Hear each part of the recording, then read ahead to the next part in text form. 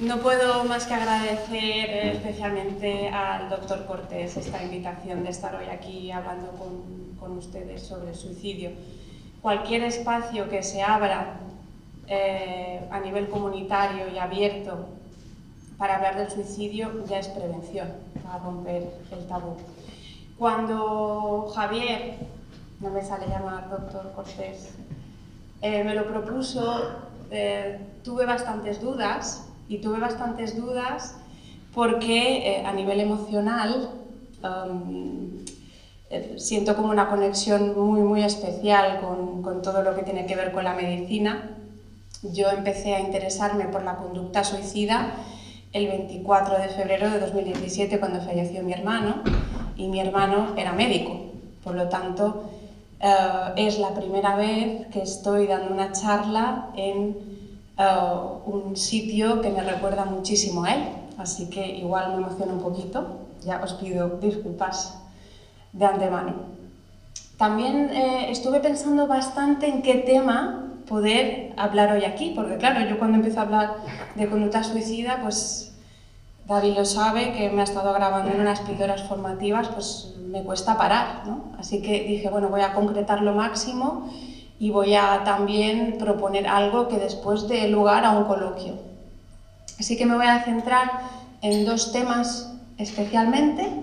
Uno es el concepto de posvención, que creo que es importante que lo hablemos, pues precisamente porque hay bastante desconocimiento con respecto a este concepto. Y luego el otro tema que conozco bien a nivel profesional y también a nivel personal, que es el proceso del duelo por suicidio.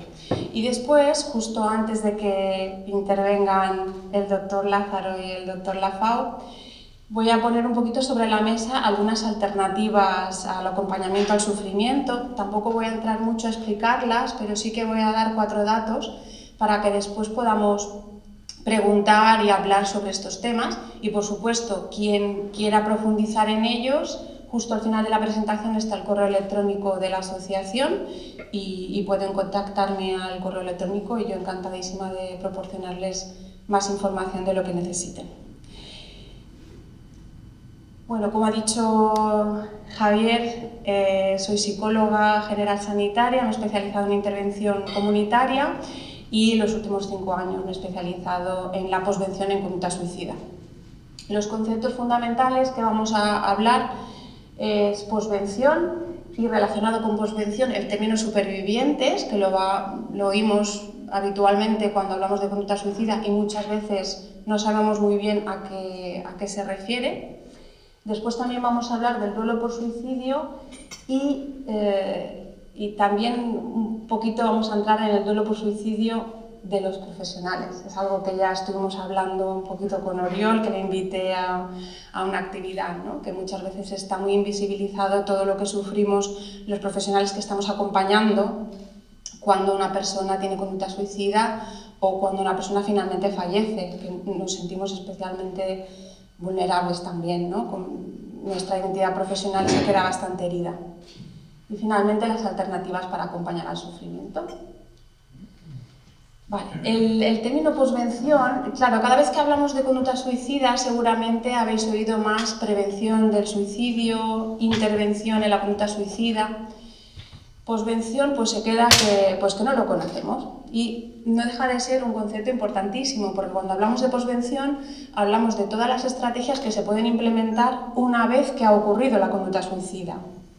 Si hablamos en términos más concretos, se suele hablar de posvención cuando hay un fallecimiento por suicidio. Pero yo tengo como referencia a Andoni Ansean, que es un especialista en conducta suicida ubicado en Madrid y que además ha colaborado en la elaboración del protocolo de prevención de suicidio autonómico de las Islas Baleares.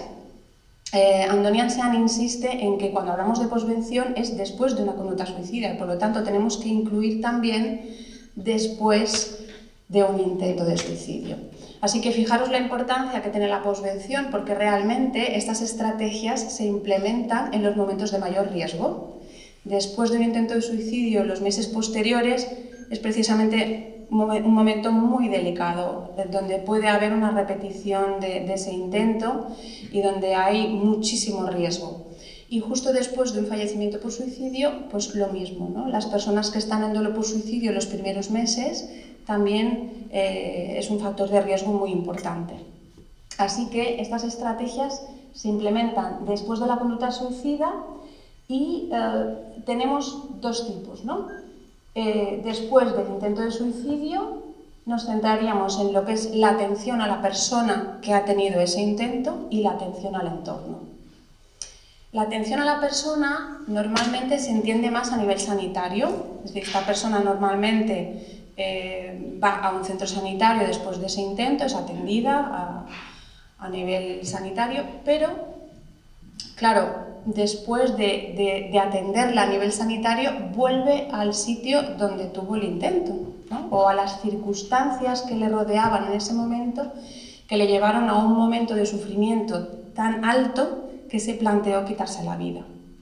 Un ingreso hospitalario no hace desaparecer estas circunstancias y es por ello que la posvención en lo que insiste en que hay que implementar las estrategias desde todos los ámbitos.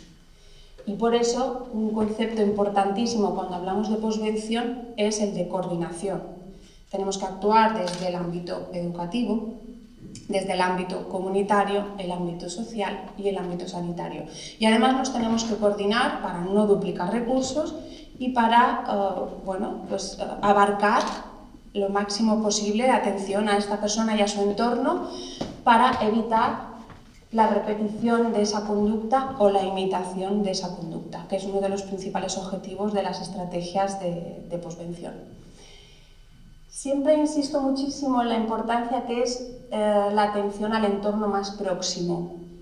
Claro, nosotros en AFASIP somos familias, todos somos supervivientes por suicidio, todos hemos perdido una persona muy cercana por suicidio y muchos de nosotros decimos, bueno, pues me hubiera gustado saber más de la conducta suicida porque a lo mejor hubiera sabido cómo hablar de este tema. Siempre hemos echado de menos un poquito la orientación. Y en los sectores profesionales, psicología, siempre decimos el mejor coterapeuta es un familiar bien orientado y bien informado, porque nosotros vamos a pasar, con suerte, 1 hora a la semana con esa persona, pero los familiares y el entorno cercano pasan el resto de las horas de la semana. Así que una buena información y una buena orientación puede hacer que esa familia trascienda al miedo a hacer daño, al no saber cómo abordar según qué temas, si les orientamos y les informamos bien. También después de un intento de suicidio, cuando hablamos de entorno, no solamente hablamos de familia, también hablamos, por ejemplo, si ha habido un suicidio que ha trascendido públicamente de un alumno de un centro educativo, ¿no? Pues ahí serían todas las actuaciones que se implementarían en el centro educativo con los profesores para que detecten posibles señales de alarma o conductas de imitación en el resto de los alumnos y con los alumnos, porque por supuesto que necesitan elaborar este duelo y por supuesto necesitan hablar de ello y además son espacios muy enriquecedores porque se aprovechan un poquito para eliminar algunos mitos. Luego os contaré un ejemplo que hicimos de posvención a través de AFASIP en un caso de una niña que se suicidó. Y después las otras estrategias de posvención serían ya pues del duelo por suicidio, ¿no? Hay dos diferentes, una sería el entorno más cercano, las personas que entran en el proceso de duelo por suicidio, que ahí sería, por supuesto, a nivel sanitario pueden requerir atención, pero también a nivel comunitario, cualquier cosa que visibilice y permita a los supervivientes hablar abiertamente y vivir el duelo de forma abierta, social y comunitaria, como viene siendo toda la vida el duelo, ¿no? Y eliminemos el estigma, pues esto va a facilitar que las personas hablen de su proceso de forma abierta y puedan transitarlo un poquito mejor, ¿no? Otra intervención que se hace de posvención a nivel comunitario súper importante es con los medios de comunicación. De hecho, son una de las herramientas más preventivas, pero curiosamente también son herramientas posventivas, porque cuando sale en un medio de comunicación una noticia, pues suele ser que ha habido un intento de suicidio o un fallecimiento por suicidio que por las circunstancias han trascendido públicamente, ¿no? Y es especialmente importante porque según qué tipo de informaciones o imágenes son muy dolorosas para los supervivientes y no son nada preventivas. Por eso hay todas unas indicaciones, la Organización Mundial de la Salud nos indica y nos recomienda cómo debemos informar sobre el suicidio para prevenir y que no duela más, sino que informe. Y finalmente también una mención a las autopsias psicológicas, que también es un término bastante desconocido.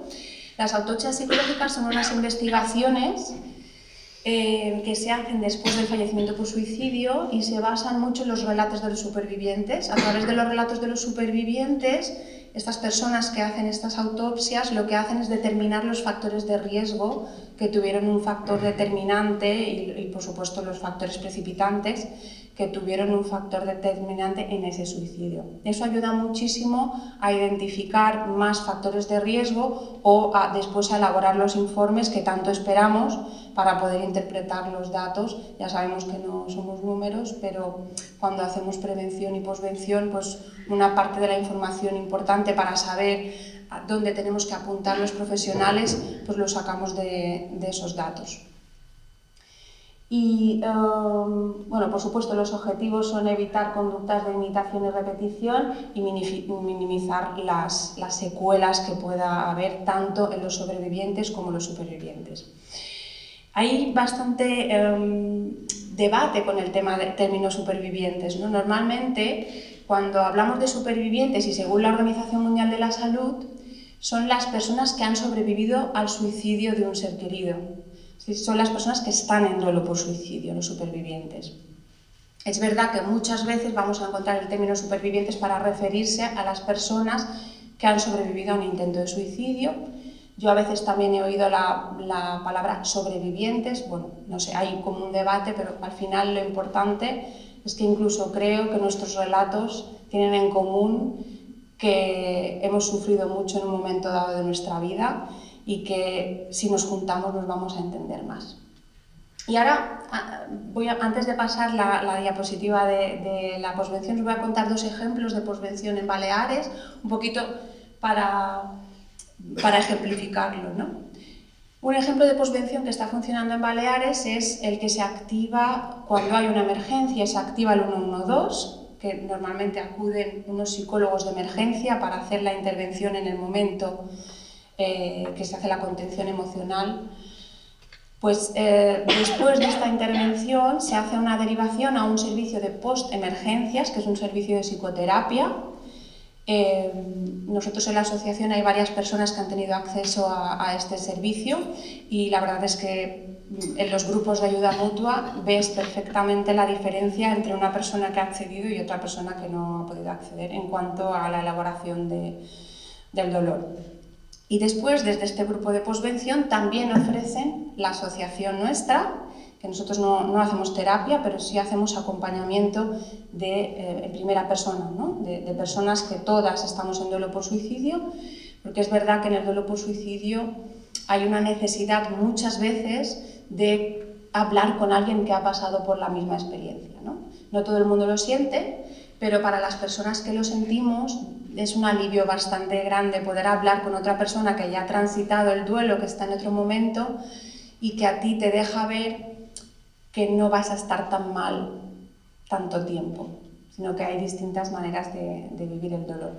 Esto es un ejemplo de posvención que está funcionando ahora en Baleares. Otro ejemplo de posvención que hicimos una vez fue, hubo una niña que tuvo un intento de suicidio y la familia nos llamó a la asociación y nosotros pudimos llamar a una enfermera gestora de casos de salud mental infantil.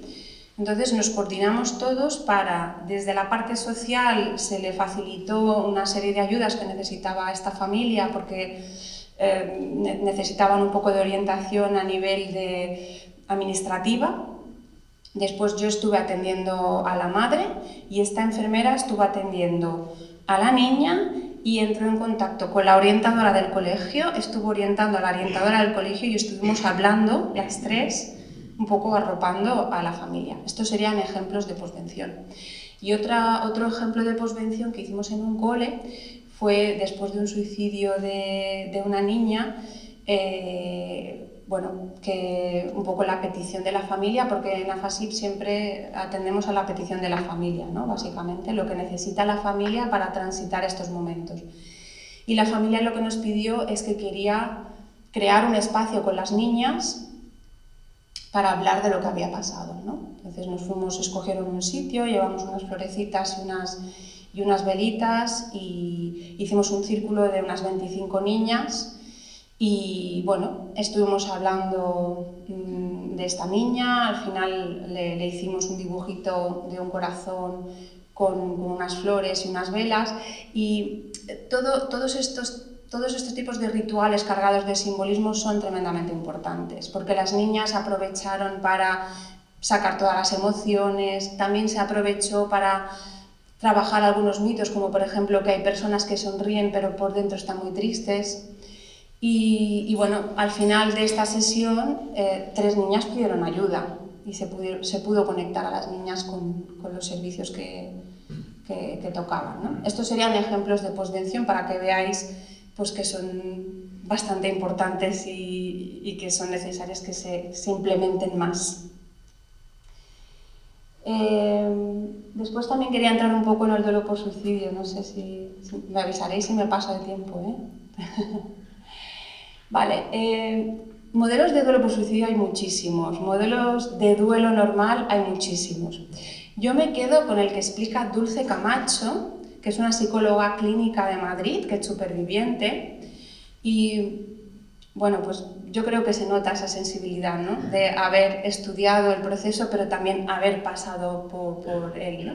Y ella ha publicado a través de Fundación Salud Mental España un librito que además es muy recomendable para que lo recomendéis a las familias, porque es muy fácil de leer y muy claro.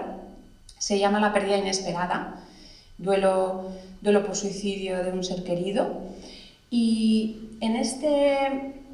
también lo recomiendo a los profesionales, porque desmonta muchísimas cosas que a nivel profesional no nos enseñan, ¿no? Así que es muy importante leerlo. Ella nos explica un modelo de proceso de duelo y nos dice que, pues primero, hay un momento de shock muy variable, porque los duelos son súper personales y cada persona lo vive a su manera.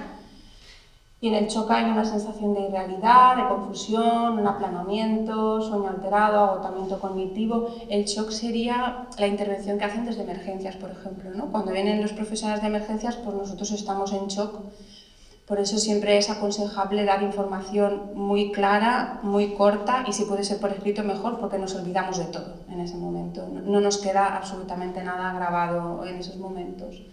Lo que más necesitamos es seguridad, porque la verdad es que intervención psicológica ahí, más allá de la contención y esa sensación de seguridad y de saber que está ahí la psicóloga, que si necesito algo me va a responder, más allá de eso no podemos asumir más porque estamos en shock. Y después empieza una larga temporada donde lo más importante son las emociones, distintos tipos de emociones súper intensas, que se van alternando entre 2 fases, ¿no? Se va alternando entre protección y conexión. ¿Qué nos pasa con la protección? La protección lo que hacemos es evitar, a veces puede que una persona se disocie y pierda un poco el contacto con la realidad cuando conecta con lo que ha ocurrido.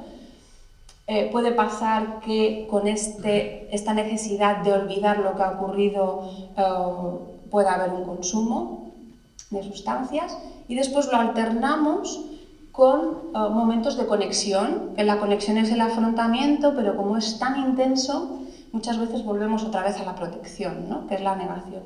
Y por eso a veces es difícil de entender las personas que estamos en duelo por suicidio, porque a lo mejor el martes pedimos ayuda y el miércoles te decimos que no te necesitamos.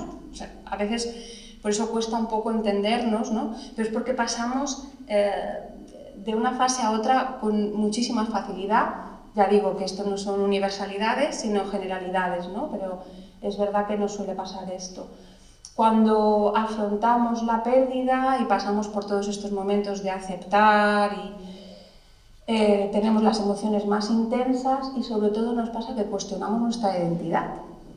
Y aquí lo voy a relacionar también con el duelo profesional, ¿no?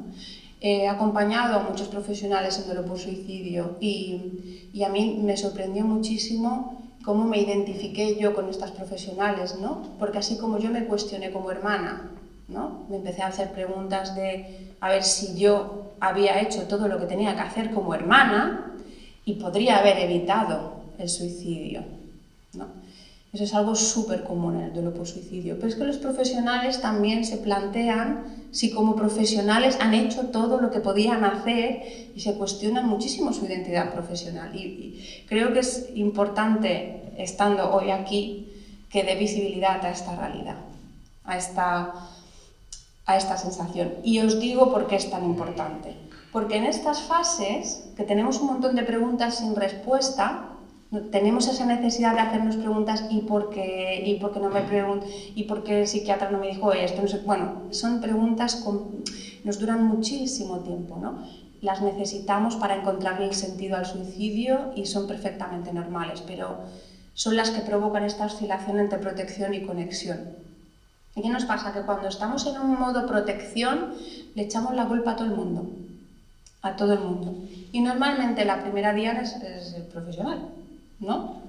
Porque claro, a nosotros nos hubiera gustado que esa persona se hubiera salvado. Y vivimos en un momento donde, bueno, pues como que le tiramos mucho la pelota a los profesionales, como si fueran, ¿no? Pudieran hacer milagros muchas veces, ¿no? Y claro, por eso es tan importante que lo entendamos, ¿no? Que cuando nos lanzan esas culpas es en realidad una protección para no mirar hacia adentro, ¿no? Y cuando conectamos con la emoción es cuando nos culpamos. Nos culpamos, nos responsabilizamos, pensamos que deberíamos de haber hecho más, deberíamos de haber llamado ese día y un montón de cosas, ¿no? Así que fijaros, esto puede durar muchísimo tiempo y puede oscilar continuamente. Y esta reflexión creo que es importante, pero para que entendáis que muchas veces esa culpa, ¿no? Nosotros desde la asociación muchas veces hemos hecho intervenciones justo después de un suicidio, al día siguiente o a los 2 días, y básicamente lo que vamos es a aguantar los golpes. Vamos a aguantar los golpes porque en ese momento la familia lo que necesita y lo que puede hacer, porque no puede hacer nada más en ese momento, es ir para afuera. Si va para afuera, no va para adentro y hay menos peligro de que haya una repetición de conducta. Así que es doloroso, ¿no? Que tú hayas trabajado y acompañado a una persona durante tanto tiempo, hayas puesto todos tus conocimientos y toda tu voluntad en que esta persona efectivamente salga adelante y que después venga el familiar, ¿no? y nos diga según qué cosas. Pero también es importante hacer esta reflexión de que lo necesitan. Y finalmente está la transformación, el cambio de prioridades, y ahí donde lo que necesitamos es la validación, porque cualquier cosa está bien. Lo que surja de nuestro duelo, a mí me dio por hacer una asociación, ¿no? O sea, pueden surgir cosas muy variadas, ¿no? Pero habrá personas que les dará por otro lado, encontrarán otra manera de salir del duelo, y está bien, hay que validarlo porque cualquier cosa que surja de esa reconstrucción es perfecta. Y bueno, para terminar, pues un poquito quería introduciros unas cuantas alternativas al acompañamiento del sufrimiento, que de hecho tienen bastante presencia a nivel europeo, pero aquí en España como que es muy tímida el inicio, ¿no? de estas técnicas. Por un lado, los diálogos abiertos que se han iniciado en Finlandia a través del modelo de Jaakko Seikkula. Son unas técnicas que vienen del construccionismo social, de la terapia narrativa, y son para el acompañamiento en crisis. Normalmente empezaron con crisis psicóticas, pero también ahora se está utilizando muchísimo para personas que están en crisis de un sufrimiento muy intenso y que puede cursar con conductas suicidas. También el modelo del trauma informado, que está muy relacionado con las casas de crisis. Casas de crisis no hay ninguna en España, pero sí que hay varias en Europa que funcionan muy bien y es una alternativa a la hospitalización, que de hecho lo que pretende es evitar la hospitalización psiquiátrica por el daño que suele hacer una hospitalización psiquiátrica a las personas, ¿no? La retraumatización de las personas. Y finalmente también un guiño al asociacionismo, por la cuenta que me trae, que soy presidenta y vicepresidenta de dos asociaciones, y al activismo y a los movimientos en primera persona. Porque si algo tienen en común todos estos modelos es que ponen a la primera persona en el centro y se le da completamente la validez de su relato con la misma importancia que el relato profesional. O sea, de hecho, lo que afirman estas nuevas maneras de acompañar el sufrimiento es que los dos conocimientos se complementan y se necesitan para hacer una intervención correcta. Y termino con el correo electrónico y la página web de la asociación por si quieren ampliar en algún tema de los que hemos estado hablando. Y doy paso a mis compañeros de ponencia.